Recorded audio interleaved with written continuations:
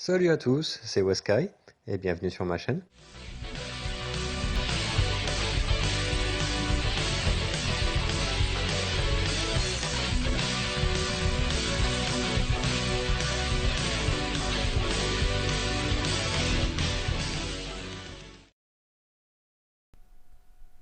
Salut à tous, c'est Weskai, j'espère que vous allez bien. Et aujourd'hui on va se retrouver pour faire la critique du film Chair de poule qui est sorti en février 2016 sur les écrans en France. Le film Chair de poule se déroule dans une petite ville dans laquelle un jeune homme nommé Zach arrive avec sa mère et dans laquelle ils emménagent.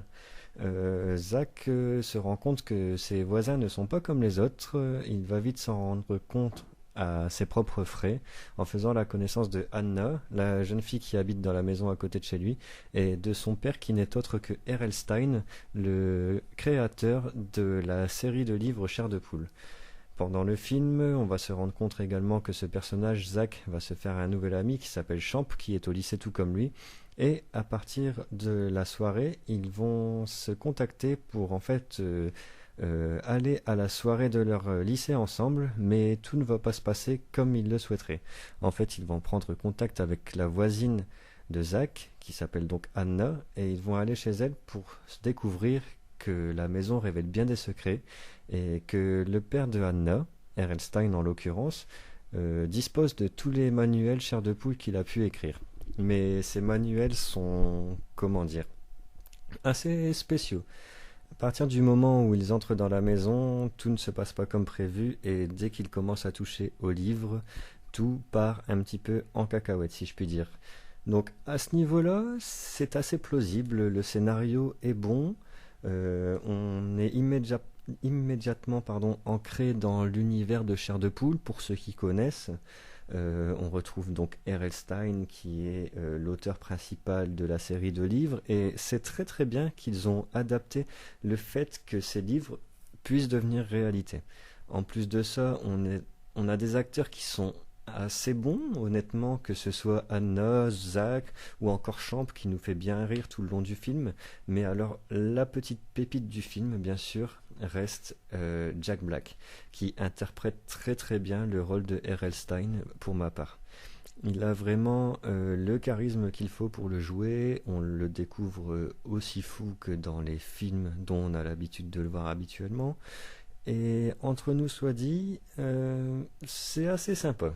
Ils ont très bien fait de le choisir pour jouer le rôle de R.L. Stein. Surtout qu'entre nous, bon, bien qu'il n'ait pas le physique de R.L. Stein comme on peut le connaître quand on a l'habitude de voir R.L. Stein en photo sur le net ou encore dans des magazines ou dans des interviews, ça passe bien. Jack Black l'interprète à la perfection. Honnêtement, c'est vraiment vraiment génial. Et pour ceux qui connaissent Jack Black, il a toujours ce petit côté humoristique qu'on aime retrouver dans ses personnages. Il joue vraiment bien. Comme je vous disais pour les autres acteurs, le personnage qui joue le rôle de Zach, le personnage principal, est plutôt correct. Honnêtement, il joue très bien son rôle d'adolescent, lycéen. C'est très très bien. Il a un très bon rôle à jouer dans ce film et la personne qui joue Anna, la fille de R.L. Stein, se débrouille très bien également. Honnêtement, ils ont bien choisi les acteurs. C'est pareil pour celui qui joue Champ.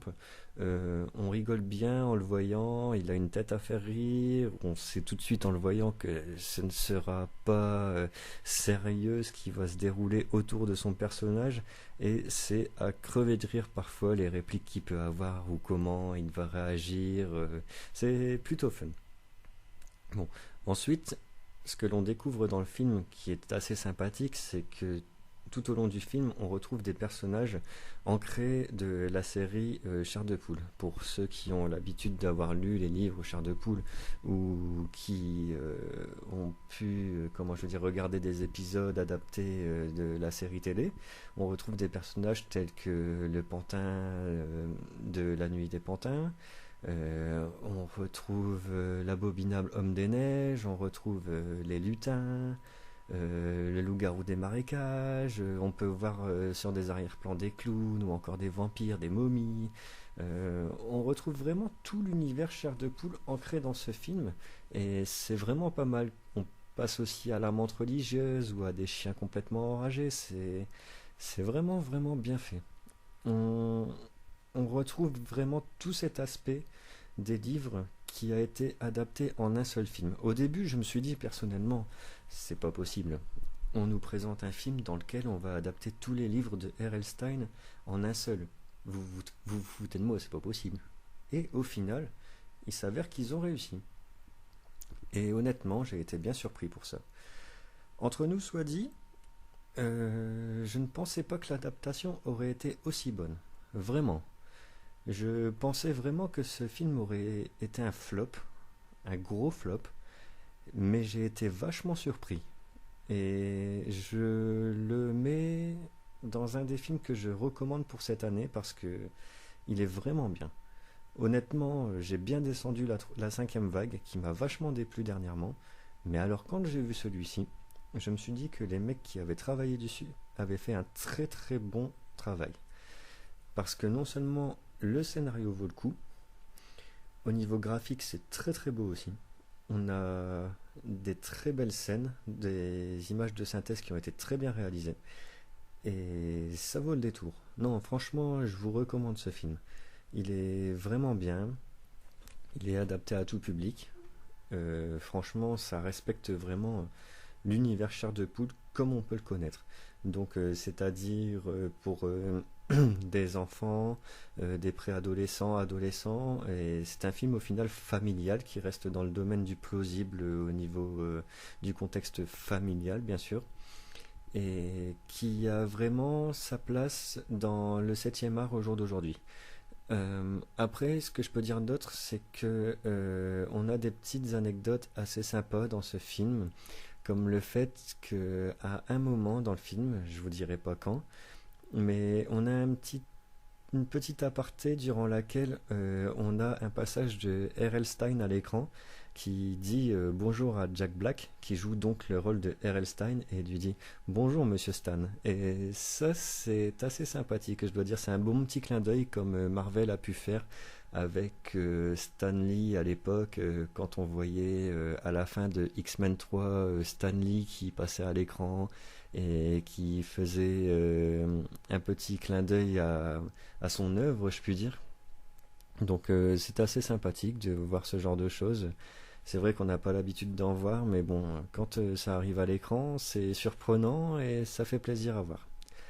Bon, après, à côté de ça, il y a des choses dans le film auxquelles on peut faire attention et qui sont peut-être pas forcément des points positifs, mais honnêtement, j'ai pas trop envie d'en parler parce que, comme je vous ai dit, ce film m'a vachement plu et m'a fait vraiment plaisir à regarder. Donc, du coup, je vais passer au-dessus des points négatifs pour vous donner encore des points positifs.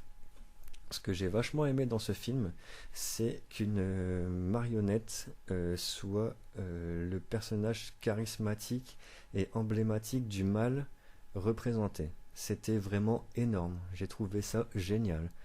C'était quelque chose, comment je vais dire. Voilà, le pantin en soi, c'est quelque chose qui fait peur en général aux enfants. Et quand on voit ce pantin qui commence à agir sur le scénario et qui nous montre à quel point il peut être machiavélique, je me suis dit c'est génial. C'est génial, c'est tout ce qu'on s'est imaginé quand on a pu lire les livres en étant gosse. Et c'était magnifique.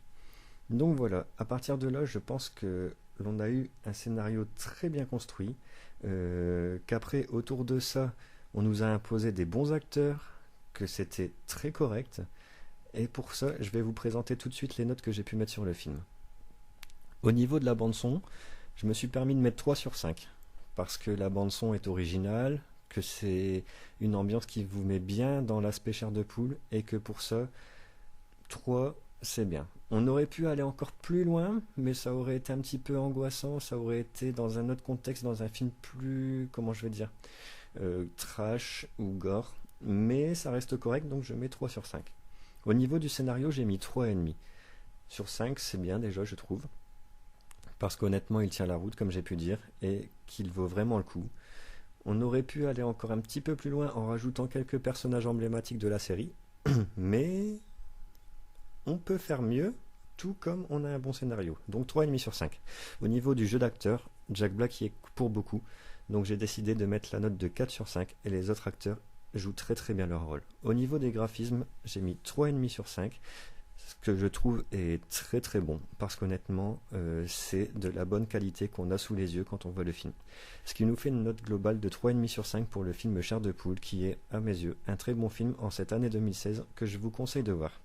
Voilà, ce sera tout pour ce soir. N'hésitez pas à vous abonner sur la chaîne, mettez un petit like si vous avez aimé, et je vous dis à très bientôt pour de nouvelles vidéos. Salut tout le monde!